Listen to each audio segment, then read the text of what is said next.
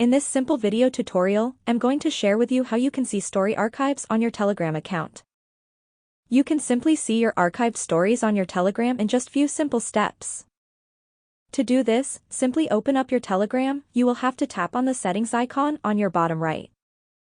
On the settings page, select Stories right here. Tap on these three lines and click on Show Archive. Right here you will see all your stories you have ever posted on your Telegram account. You can decide to save them to your phone gallery. Just tap right here and select Save to Photos. Your archived story will get downloaded to your gallery successfully. That's how easy it is to see your archived stories on Telegram. If you have any questions, just let me know in the comments section down below. Please don't forget to leave a like, share and subscribe for more video tutorials like this one.